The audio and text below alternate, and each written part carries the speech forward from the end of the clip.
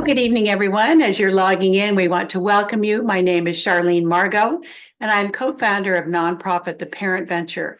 We are delighted to have with us tonight Tim Ranzetta, who is co-founder of Next Gen Personal Finance. And he's going to be talking to you about building financial literacy for your family. We're going to get started here in just a minute. Going to give people just a few seconds to log in. Please join me in a really warm virtual welcome for Tim Ranzetta, who, lucky him, is logging in from Hawaii tonight. Hi, Tim. Charlene, it's great to be here. Thank you for the opportunity, and I want to thank everybody for joining me to talk about a subject that clearly is garnering a lot of interest these days, and that is financial education. So I'm going to share my screen. I've got some slides to run through. As Charlene mentioned, I'm going to try and keep this to 40 minutes and leave time for questions as we go. So the highlights I want to hit, first of all, my journey, why I'm so passionate about financial education. Second, talk about the last decade I've spent really trying to, along with my amazing team at Next Gen Personal Finance, as well as this amazing community of educators, trying to get personal finance education into more high schools. And then I'm going to talk about how you can get involved, whether that's advocating for financial education in your community or ideas on how you can work with your children to improve their financial capability. And I'm going to share some resources with you, and I'll be sure to include those links in any follow-up that gets done. We call this personal finance for a reason. The first word is personal, and I think we all have stories. And so as I'm telling mine, I would just be interested for folks to feel free to leave in the chat maybe your earliest memories about money. I'm going to start from the lower left-hand corner and work my way around. And it's often difficult. I think there was a commencement address from Steve Jobs at Stanford where he talked about how it can be difficult. Looking backwards, it's easier to connect the dots, which aren't necessarily evident during your lifetime. And for me, it's clear how the dots get connected. It started with a dog walking job. My neighbor broke her hip.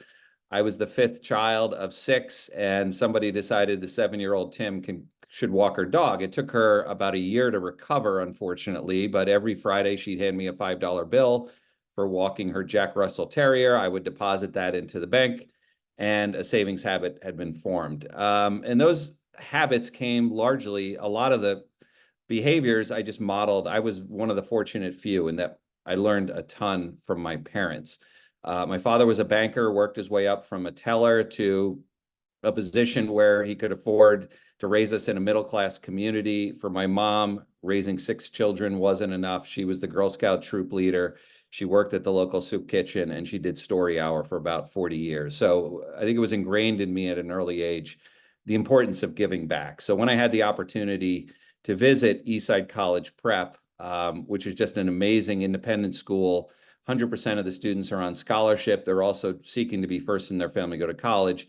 When I had the opportunity to volunteer there, I said yes, not necessarily knowing what I was getting into, but that would change my life forever, because it was that experience of teaching personal finance where I saw the level of engagement from the students. And I think almost as important was I saw the ripple effect from their parents. They were bringing these lessons home to their parents, and they were reaching out to me to talk about budgeting, talk about investing, talk about 401ks. And I just recognized that we're talking about a multi-generational impact here.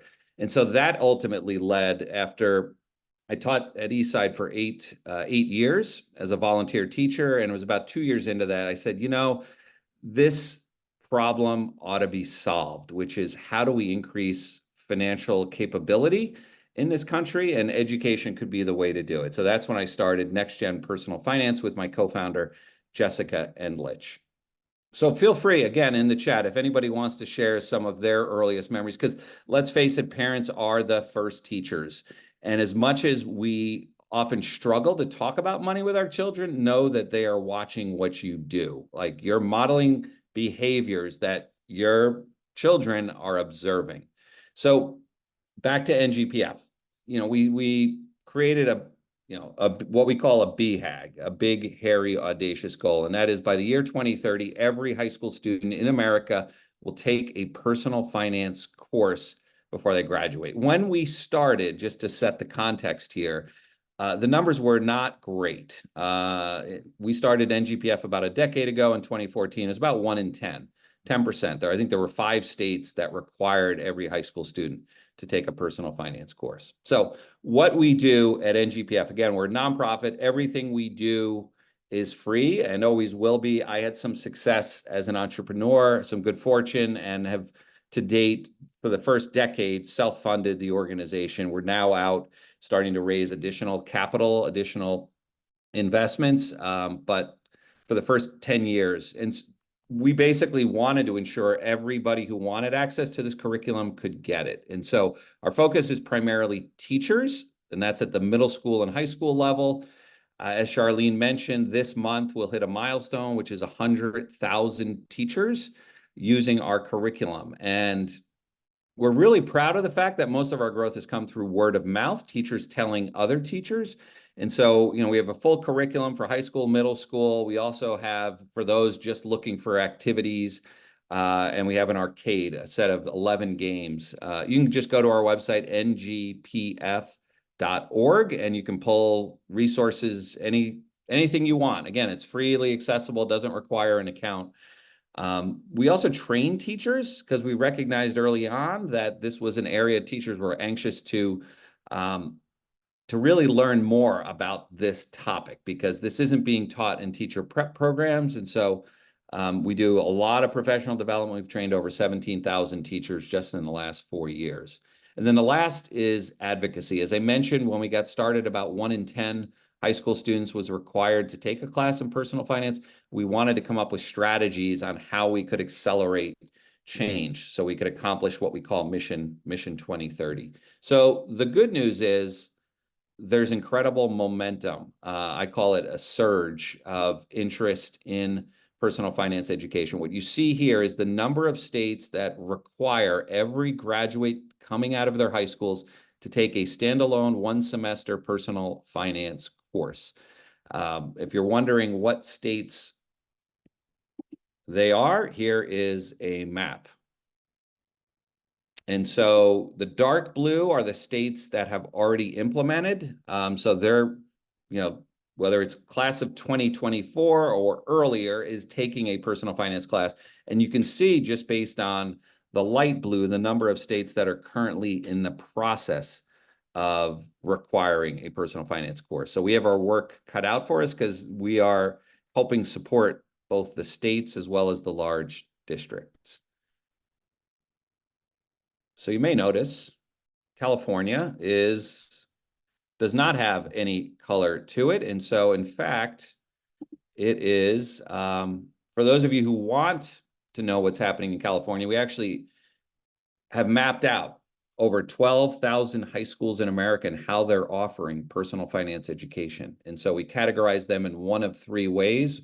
We call the gold standard, because in some cases, while a state may not require a personal finance course, there can be change happening at the local school level, because somebody stood up, a teacher, a parent, a student, maybe a coalition got together and said, you know what, we think this is important enough that it should be a course. And so we do see that in states across the country, the 25 states that don't currently have it. But what you see here is, and again, if you're interested in what's happening in your high school, and you could obviously look at your high school course catalog, but we do the work for you. And so you'll see I've just gone to this map on our website. And again, I'll provide all these links to you. And then you can see a chart here. Gold is a required class. Silver is an elective is offered. Bronze is it's embedded in another course, which is no guarantee that it's going to be taught. And then red is it's not taught at all.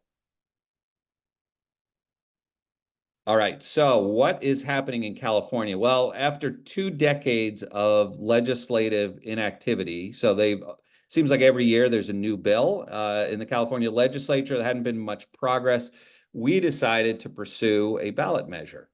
And so those of you who are California voters, you can expect to see on the November ballot, because we now have more than enough signatures to get on the ballot, a ballot measure, which very simply, those propositions that can be so difficult to understand? Well, this one's a simple one. Do you believe that every high school student in California should take a one-semester personal finance course. We've polled it. The polling is 75 to 85% of folks agree with that notion. The way it's structured, because California is such a large state and because we not only want to get the ballot initiative passed, but we want to make sure it's a successful implementation.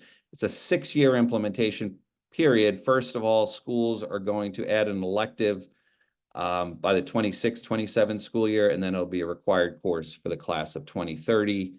And the topics, the good news is there's a general consensus on what should be taught in a personal finance class. And last point is next gen personal finance. So just to be clear, the California ballot initiative is being run by another organization called Californians for Financial Education. I'll include a link to the website for those of you who want to learn more. Actually, let me just drop that in the chat while I remember. It's financial ed for, yeah, let me just type it in. Yeah, so that's a separate organization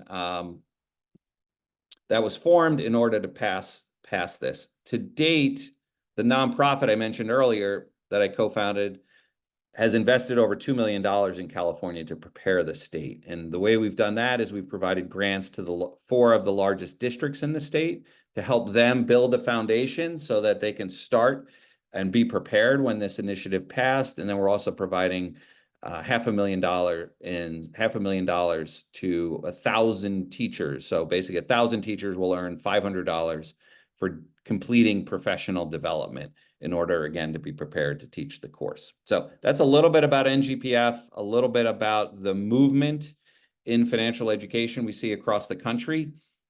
I want to share with you just some ideas for those of you who are like, you know what, I want to do something in my own community. And I kind of have given you a continuum of options here. And again, you should think of our website as a resource that you can use. So you don't have to feel like, oh, I've got to build a curriculum from scratch like I had to do over 10 years ago at Eastside College Prep, where I needed to basically create a course 25 hours in duration.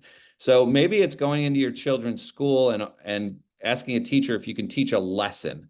And we've got some great activities that I'm going to highlight shortly. Or maybe you have an interest in investing and you want to start an investment club after school. If you're very ambitious, maybe you want to teach a course, or if you have a background in financial services, mentor a teacher. I think they're always interested in hearing from professionals and continuing to learn themselves. And then there's the advocacy piece. Do you feel strongly enough that this should be taught in your children's middle school or in their high school? And we've got an advocacy pack, an advocacy deck for folks who are interested in doing that. So that's kind of the range, the continuum that's available. I will just say, and I had to learn this the hard way, if you're ever invited into a classroom these days, you better be ready with an activity.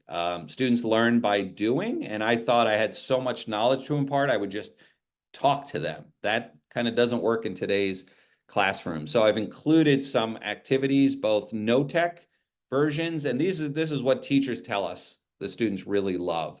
I won't go into a ton of detail here other than to say that they'll be available. I'll make sure links to each of these are available, both no-tech as well as tech versions of these activities. You know, with advocacy, I think we've seen it in our own work, this idea that if you can build a coalition, if you can find a small group of committed people, you can change, you can create change, and things that can seem very challenging. There's a teacher out on the East Coast in Swampscott, Massachusetts, who advocated for 16 years to get a personal finance required in her high school, and she did it. And it's that persistence that really, ultimately, it's hard to change. Status quo is difficult to overturn. And so this desire, if this is something you believe very strongly in, there's a role for you in terms of making it happen in your own school district. And so I've just provided a couple of examples here, both at the school board level, how you might participate, and then at the state legislative level. So for example, there is a bill in California today, AB 2927, which is also starting to move in the legislature. So if folks were so inclined, again, and that AB 2927 basically mirrors what the ballot initiative is. And so if you reached out to your local representative, your state representative, or your state senator and said, hey, I support 2927 and here's why, those things can certainly make a difference. Yeah. All right, so I want to talk next, shifting gears, and talk about family. And we know that money can be a very difficult subject to talk about for a variety of reasons. And so I always feel like rather than thinking about needing to have the talk about money, just think about all the interactions you have almost on a daily basis with money and talk about them with your child. And so I actually wrote a blog post several years ago, which we'll take a look at here. And that is focused on 10 money milestones for parents who want to teach their kids about money. Because there are things happening all the time in your child's life when you stop and think about it for a sec. How can I be intentional about using these milestones to teach them? So it starts with a bank account. So rather than, and often that requires going into a bank, although now there are online bank accounts that make it a little bit easier to do that. But why not have your child lead a discussion when they want to open a bank account or a checking account? And so we created two activities there. One involves the details. We call it the fine print, reading the fine print so they can see, okay, what does it mean to have a checking account? What are these fees? When do they kick in? What are the things they have to be cautious about? We also have an online bank simulator because we realize, like, as much as we talk about, oh, we got to teach kids how to write a check. Yes, that's a 5-minute exercise, but we ought to teach them how an online bank account works too, and how we pay bills from an online bank, what the delay is from the time you set up that to pay that bill to the time it actually gets paid. I'm going to talk more about the next item, which is the first job, because that's full of a lot of different lessons. We have family car, right? The minute they get the keys to the family car, let's talk about insurance. Maybe I'm not going to let them have the car until they understand the fine print of an auto insurance policy. Budgeting, there's a great arcade game called Spent. As they're starting to think about college or what they're going to do post high school, I've got some activities there. Credit cards, establishing credit. I'll talk more about that shortly. And getting started investing in the stock market. We see teachers across the country telling us about students who are setting up Roth IRAs. So it's never too early to start thinking about investing, because we also know about this thing called compounding. The sooner you can start investing, the more years your wealth can compound.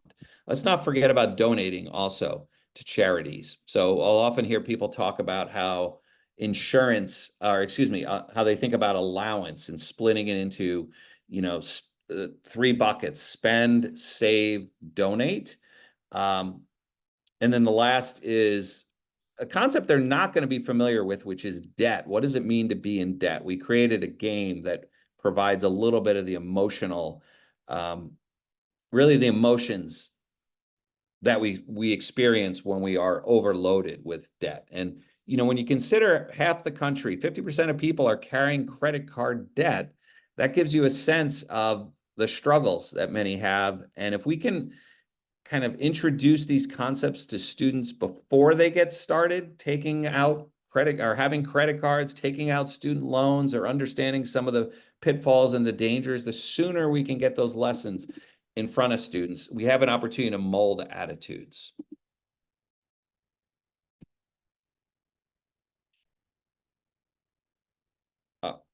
Yes. All right. So that is money milestones. People often ask me as a parent, like, what's the one piece of advice you would give me? And I'm kind of primarily talking about high school age students here. And for me, it's the job. It's really getting that first job. And when you think about Yeah, so I did put the link to the money milestones in the chat. When you think about all the things that come with a first job. Well, first of all, you got to search for the job. You got to complete an application. You got to interview. Like those are real life skills. But then you have the new employee paperwork, right? You got to fill out how many exemptions you want to take, which is going to determine how much is going to get taken out of your paycheck. And then along with that, you have to understand how to read a pay stub. And then you're going to also think about filing taxes, perhaps. And then that money is probably going to get deposited into a bank account. You're going to learn about things like direct deposit. Oh, and you might have two accounts, a savings account and a checking account. Maybe you learn about how to automatically split the payment between, because let's make savings automatic, because it's hard to do if we're left to have to think about it, or if we're left to just save whatever's left at the end of the month.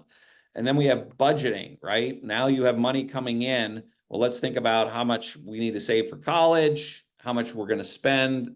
Let's be intentional. A real great exercise there I've heard teachers use is have students journal all of their expenses in a month, like write in a notebook. Those budgeting apps are great also, but there's something about putting pen to paper to say, okay, this is where I spent all the money that I made in a given month. And it seems the number one category is food when it comes to kids. So we're starting to create savings habits.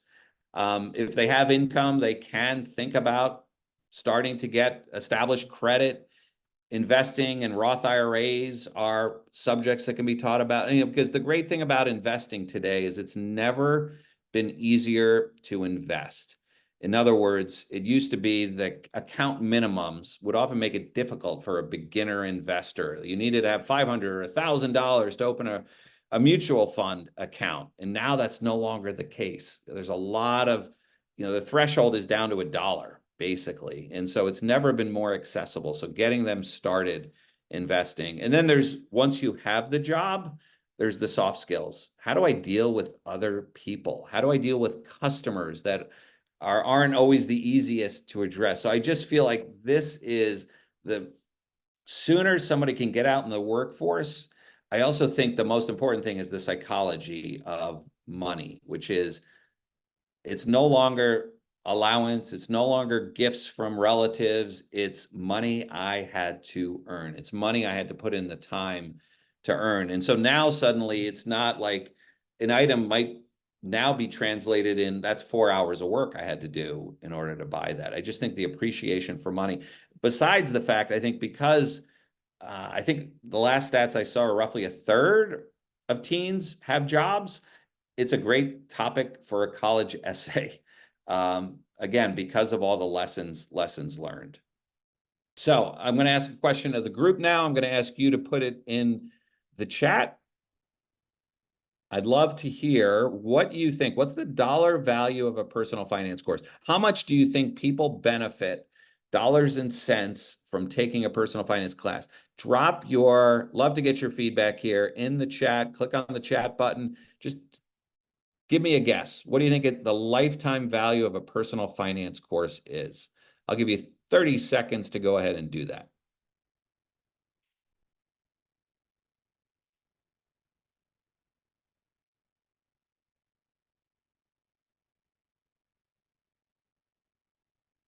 Oh, I like Tatiana's answer. That's the MasterCard answer. Priceless.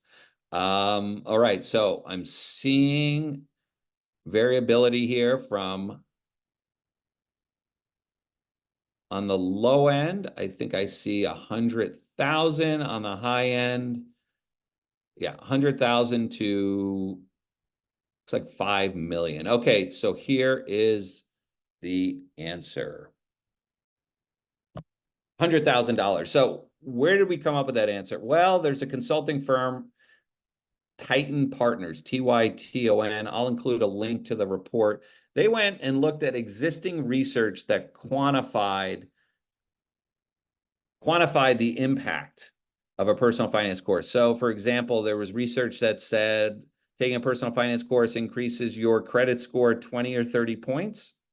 And then they put a dollar figure behind that. Think about the value of having a higher credit score, which means when you take out a car loan, when you get a mortgage on a home, having that higher credit score means you're going to pay less in interest, which means there's value to you. The other major impact is folks not taking on high interest debt. What am I talking specifically about? I'm talking about credit cards. I'm talking about payday loans. If they are taught how to manage their credit and how to manage that credit score, they're less likely to be in a position, because credit scores are not determined by your wealth. Credit scores are determined by your ability to repay loans and not take out too much debt. And so teaching those lessons early on, because, the analogy I always like to use is the elevator versus the escalator. So on the right-hand side, the escalator is what it feels like as you're building your credit score, right? You're making on-time payments. You're not borrowing. There's a magic percentage, which is 30%. You're not borrowing more than 30% of your available credit. So think about a credit card that has $1,000 limit. You're not borrowing more than $300 on that credit card. That's what they're looking for. Those are the two most important things. Are you making on-time payments? And then are you keeping your credit at a reasonable level? So you do those things and you kind of go up the escalator slowly. So I think you start at like a 550 credit score, and then maybe after a year or two of doing things like making on-time payments and not over borrowing, maybe you get to 650, 700. Anyway, it's a slow progress up.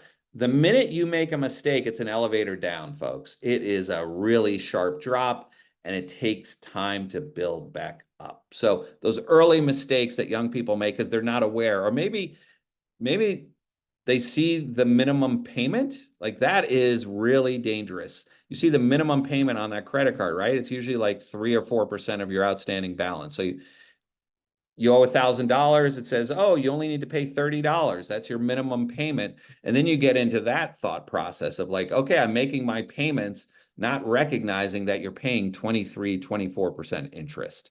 And so really, I think that's, as I mentioned, with that $100,000 figure, that is probably the most important set of lessons you can teach are around credit. And then the second, I would say, is around investing. Because if we're talking about building wealth, starting to invest at a young age is critical. So I'm going to highlight 5 different activities. And again, these are all available on our website, all available with notes on how to go through them. Again, our target market, the folks we work with day in, day out, are teachers, and there's no better teacher in my mind than parents. So these are activities that are kind of set up pretty easy to implement. So I loved teaching this lesson, which was about the cost of bad credit. And so I've given you kind of 2 extremes here. If you have a credit score, and again, the range is typically 300 to 850. If your credit score is really low, less than 500, you're going to pay almost 22% interest on a car loan, on a used car loan. However, if you're on the other extreme, 9.73% for a prime rate. And so what we do in this activity is help students to understand the same car, I think we use a Mini as an example. That same car costs different amounts because folks have different credit scores, and it can be significant. It can be thousands of dollars, $5,000, $6,000. And so that, in my mind, gets kids interested, because I don't want to pay extra for that car. And the reason they're paying extra is because they're paying a higher interest rate, which means they're making higher interest payments. And so that is really so again, this is a lesson we call Calculate Impact of Credit Score on Loans. Let me just drop that in the chat so you've got that also.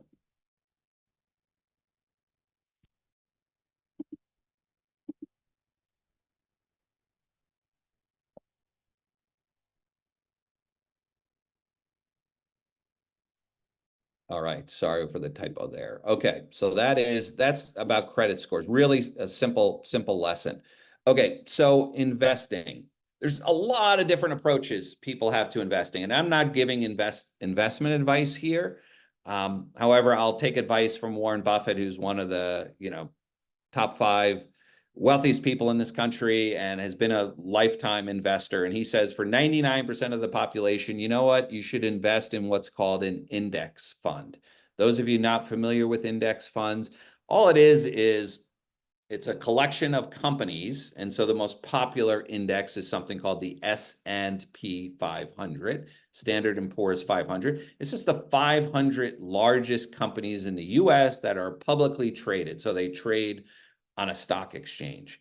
And so it's a really difficult concept. Now, think of it just as a group of stocks, because I think most of us are familiar with stocks or companies. We see them all around us. And here's a great visualization that we include in our lesson, which is called FinViz.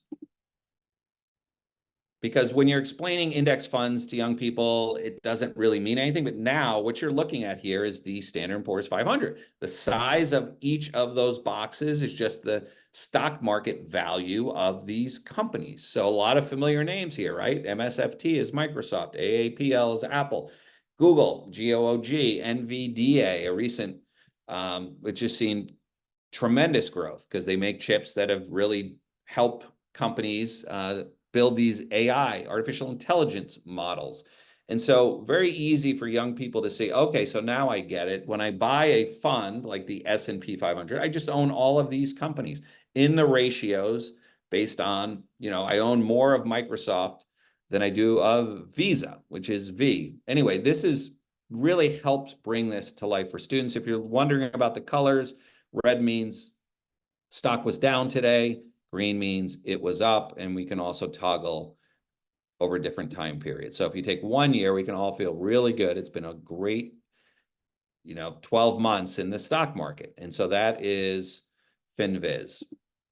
So that's another activity we have. And you can buy these products. You can buy an S&P 500 fund from investment firms like Vanguard or Schwab or Fidelity. Very easy to purchase in low amounts. So the reason we have to talk about investing with young people is I included a very popular YouTuber who called Day Trade Warrior. And he has about, you can't see the numbers, he's got 10, well, you can see, it's 10 million views, really popular, right? Problem with day trading is they attract a lot of young people because they think, oh, this is the way I can get rich. I can day trade stocks, which basically means buying and selling stocks on a daily basis. The odds are strongly against you, like to the tune of about 95 to 98% of day traders lose money. It's just really hard because the market's generally pretty efficient. And so the thought that you could buy and sell over the long run and make a ton of money, not really happening. But these folks are great persuaders because they have a program you can buy for $299, and I will teach you to day trade. Unfortunately, again, for young people inexperienced, they think, okay, this is the way I can generate wealth. And so that's why I think it's important to be talking about investing when you get the opportunity. And I'll talk a little bit about how I think about investing when I talk about it with my children. By the way, I have a 21-year-old son and a 14-year-old son. So I have a little bit of experience in what works and what doesn't. Here's a very simple game. This would be even good for middle school. It's a budgeting game, and it's called the Bean Game. In the interest of time, again, this will be available for you, and we have detailed instructions on how to implement it. Our arcade games, most popular part of our website, I think they were played 10, 11 million times last year. They're all short. They're like between 5 and 20 minutes. We have worksheets that go along with them, so you can ensure that they're learning as they go. We're very intentional about these games and ensuring that we're asking the right questions so that the right lessons. And they pretty much range the gamut from budgeting games to what it means to be an Uber driver. There's, believe it or not, we found that one on the Financial Times website. But all the other games we've created. So the investing game is called Stacks. The insurance game is called Bummer. Managing debt is called Cat Insanity. We've got a crypto game, really to highlight the speculative nature of crypto. Some people say, oh, you really shouldn't even teach crypto. Well, guess what? They're out there hearing about it, so we better make sure we're informing them about, both the risks that are inherent in it, and not pretend that they're not going to. If we don't provide the information as parents or as educators, they're going to get the information from social media, because we know that's where they're spending a lot of time, and that's where they're getting financial advice. We also have a phenomenal member of our team, Yaneli Espinal, who every Friday she produces a 2.5-minute video on current events. So recently she's done them on buy now, pay later. When you go online and you're about to make a purchase on Amazon and it says, hey, Tim, split this payment up into 4 equal payments through, click this button and you can make 4 equal payments. The problem with buy now, pay later is we tend to be optimistic creatures.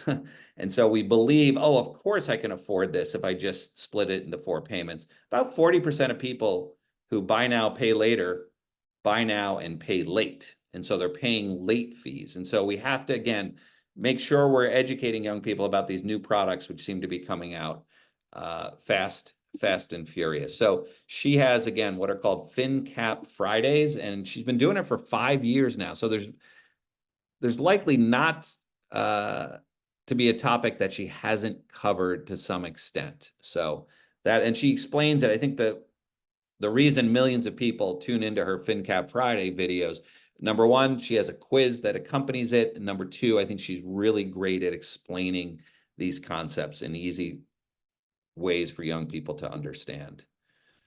I just want to close here because I see we're up on the 40-minute mark with just some random thoughts I had.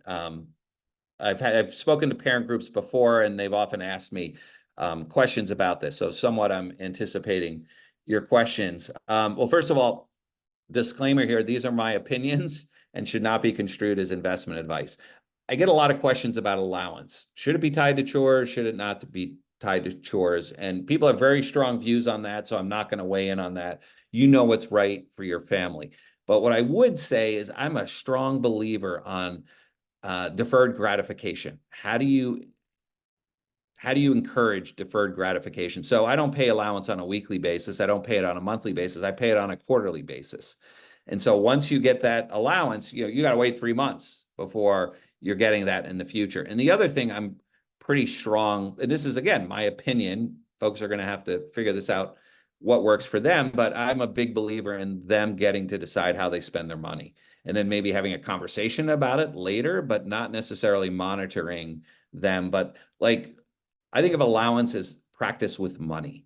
And so they're going to make mistakes, but let's make sure we have a conversation about that. And then I mentioned earlier the 3, some people believe strongly in giving it physical money also, and then having the 3 jars to spend, to save, and to donate, and then allowing them to kind of make those decisions. Second point, which is about investing. Oftentimes people will say, should I let my child invest in stocks? Because they're not really going to understand what index funds are unless they understand what stocks are. And there I'm kind of a 50-50, because I think they're interested in companies. They play Roblox, or they like Nike sneakers, or they go to Starbucks all the time. Let's let them see. They see companies all the time in their lives. If they feel passionately about it, let them do it. And then basically what I've done is kind of say, okay, 50% of your investments can be in individual companies, 50% can be in index funds. And then we look at it over a 1 year, 2 year, 3 year period, and they see that stocks tend to fluctuate. They tend to go up and down a lot more than owning an index. And then the other thing I always remind them about is pick the hottest stock. One of the hottest stocks in the largest US companies has been NVIDIA. And the beautiful thing about owning an index fund is you can say, I own NVIDIA, right? It's one of the 500 companies in the S&P 500, so you do own it. So I do like, if their interests are in individual companies, let's not necessarily shut that down. The hope is over time, they will see the value of investing in index funds. Because again, the overall stock market on average, it goes up and down. That's what kind of confuses us. But over the long run, it's average 7, 8, 9% per year. But the problem is it's rarely 7, 8, 9%, because it overshoots on the upside and then on the downside also. Paying for college, I think their important point is I grew up in a family of 6. I was the 5th child. It was clear to me, my parents didn't need to tell me that if I wanted to go to college, I was going to have to pay for the bulk of it, because I saw my 4 older brothers and sisters working their tails off from newspaper routes through college. From the age of 12 to the age of 22, they were working. And so it was clear to me that I was going to have to pay for college. And I know that's often a difficult conversation for folks to have, but I think laying down as soon as possible what your expectations are about how much they're going to need to contribute to college, because it's a very difficult conversation. I'm not going to doubt that, but I think the sooner it happens, the less likely there's that disappointment at the end where it's like, well, I thought if I got into this school and I got a decent financial aid package that I could go, but now I'm discovering maybe there wasn't as much money as I thought available. And I recognize also people's financial situations change, which reality is reality, but I think the sooner that conversation can happen. If you're looking for podcasts, we actually help support, get a couple of podcasts off the ground for a middle school as well as a high school audience. The middle school podcast is called Million Bazillion. I'll just drop that in the chat. And that's really, I think, good for 9, 10, 11-year-olds. And it really was intended to be a conversation starter. And I think they're on their 5th season now. So it's been wildly popular. It's put out by Marketplace, which I think is a really high quality organization in terms of the production value. And then Yaneli Espinal, who I mentioned earlier, she started a high school podcast called Financially Inclined.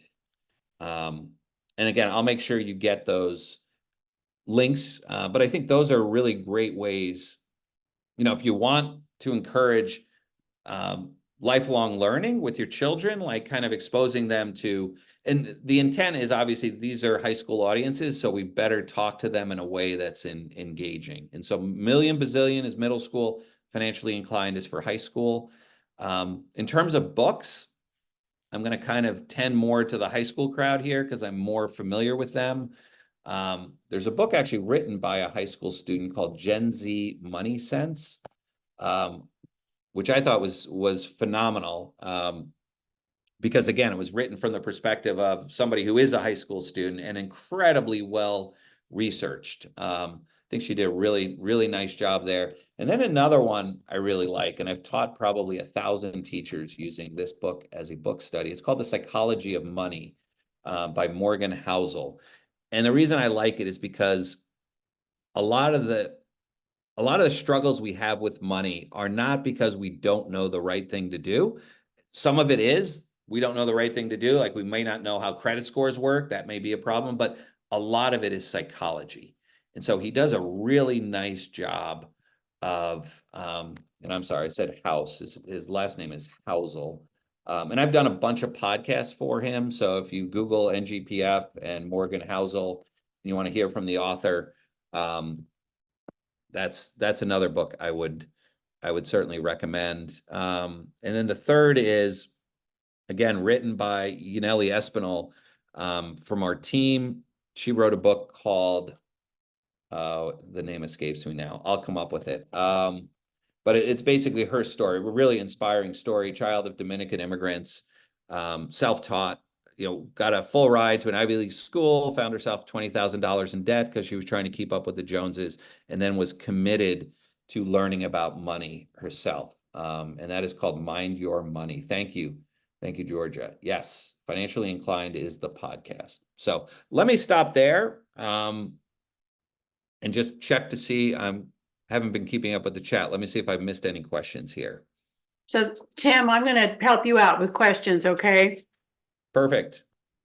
You mentioned the psychology of money, and I think that is so critical. But I want to hear from you. This is my question. Why is it so difficult for families to have the money talk? It's a great question. I think I'm gonna talk about the two extremes here. I think there's an element. I think if you have too much, you don't necessarily want to talk about it because you're convinced you're going to kill the motivation of your kids if they're aware that that money is plentiful, and you kind of want to, even though you may put yourself in the class, upper middle class or high net worth category, like you don't want your kids to necessarily know that. And so then, okay, if you're not going to explain to them what your financial situation is, then, well, they're going to watch how you live. And so if it's extreme in terms of vacations you go on, or extreme in terms of purchases, extreme in terms of the house you live in, like, okay, they're going to get it. They're going to kind of figure out. They're pretty smart, kids are. And then I think if you're on the other end where you're struggling, you're afraid that your kids are going to know. You're afraid to bring that stress that you're feeling onto your kids. And so you don't necessarily want to let them know. And, there's a high percentage of people in America. We know this based on, data collected by the Federal Reserve, the high percentage of people living paycheck to paycheck. And that's challenging. It's challenging for them individually. And they're like, I don't want to put this on my kids. Like, so they hold it. They hold it in. So I think it's a little bit of, when you consider the high percentage living paycheck to paycheck, I think it's, they don't want to take their own situation and have their kids feel it. So true. There's someone who just put in the chat, and I admire her for saying so. Didn't want to pass on her poor relationship with money to her kids. I mean, I went through a period where I was a single mom and things were really tough. And I feel bad. I think it made my kids, first of all, I thought that it would be difficult for them and negative, but now I actually think they're better money managers because they got to see that we struggled and succeeded. Do you know what I mean? Yep. So there's that. All right. So back to your course for a minute, Tim. Let's switch gears. This is a good question. And you're right here in Palo Alto or close by, right? So the question is, what course is proposed to be dropped when a financial course is required? Yeah, it's a great question. And I think the way we've seen it, 25 states have done this. And I think the way they've done it is they've looked at existing graduation requirements and say, where does it fit? And so maybe there's a situation where, and I realize in California, there's actually tremendous difference in graduation requirements between districts in terms of what they require. I think the state only requires 13 courses, and most districts require between 21 and 24 courses. So it's figuring out where it fits. And so what we've seen in other states is maybe it comes out of the elective pool. Maybe there's a large number of electives that are available, or maybe it counts as one of the social studies courses, or maybe it counts as a math requirement, because oftentimes districts struggle if they have 3 or 4 years of math that's required. Listen, if you've struggled with Algebra 1, it's hard to get through 4 years of math. And so I think a lot of that decision, we believe, should get decided at the local level. And it's required, and it has to count as this type of course. Now, obviously in California, we have this thing called A to G requirements, which dictates a lot of graduation requirements. They're determined by the UCs and the CSUs. And so I think that's, another criteria that needs to be decided upon is kind of where does it fit within that A to G. Now, to date, personal finance has been a G requirement, an elective requirement. There's about 900 courses across the state that have been approved as G. So that's just kind of one option. Okay, so your course may end up being an elective. Is that what I'm hearing you say, Tim? Yeah, I think it's ultimately going to get decided at the local level. Okay. I think what we believe works and has worked well in other states is flexibility in terms of where it counts. But the goal is not to add an additional requirement, but to fit it within the existing graduation requirements. Okay, fair enough. We admire that. Mission 2030, Tim, go for it. Our kids need it. My students have done that, and my youngest just paid off her college loans at 32. I'm so proud of her, right? Awesome. And that's financial literacy. It's taking classes at UC Berkeley and on her own. So, it's a great thing what you're doing. Okay, good questions coming in. Let's see what we can fit in here. Would you pay money for grades? We don't, but it seems to work well for other families. Yeah, I think that's a family level decision in terms of what you think works best. There are some people who say, oh, the children should be intrinsically motivated, but we know some are more extrinsically motivated. And so that that could help. I think that's what works best for that family unit. Okay, fair enough. We're believers in intrinsic motivation, but the point is well taken. And for some kids who struggle in a certain way, it might be helpful, right? Okay, another good question. Is there a curriculum on your website that high school students can use to run a club or event? Yeah, we don't have, that's a great question. And I love it that people are thinking about outside the box here, because it's easier to get a club started perhaps than to get a course implemented in a school. And so I guess it would depend. Yeah, if it was an investing club, we have an investing unit and they could use that as kind of, they could go through that really as part of the club. That would be the simplest example. I guess it would depend on what the subject the club was going to tackle. If it was a personal finance club, hey, let's survey students in the group and say, hey, what do we want to learn? And then you can go and we kind of split our semester course as kind of our flagship course. We split it into, I think it's 10 or 11 units, and you can just, it's modular. So you can just pick a unit out and say, okay, if we're going to do credit cards as an area people want, let's pick 1 or 2 lessons from that. Okay, fair enough. Boy, the things that you talked about today, credit cards, I think, we don't teach kids enough in high school. And then the first 2 weeks of college, all those credit card companies are on campus signing up kids, right? It can be devastating. Yeah, and the friction, we're purchasing stuff online, right? You used to have to get in a car, go to the mall, and actually put in some effort to buy something. You can do it from your couch now, but then there's this, we don't play in physical money anymore either. And so again, research says it's painful to open your wallet up and take $20 out and pay for something than it is to tap to pay, right? It happens so quickly. And, websites are, there's a great part of our curriculum is around something called dark patterns.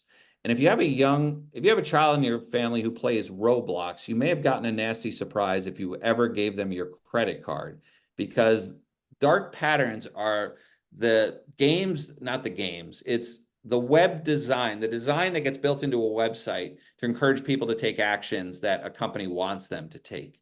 So think of when you buy an airline ticket and it says, do you want to buy insurance? And if the button to select no, it's a big red button that shames you into believing that you're making a huge mistake here because your life could change and maybe you're going to need to cancel the trip. That's a dark pattern. There's probably 50, 60 of them. They're all over websites. And so again, we may not know how we're being manipulated, but because so much activity occurs online today, dark patterns is something everybody should be aware of. Okay, thank you for that. Here's a good question, and I know in our area this probably happens a lot. Parent asks, any suggestion for kiddos that will be inheriting money from grandparents?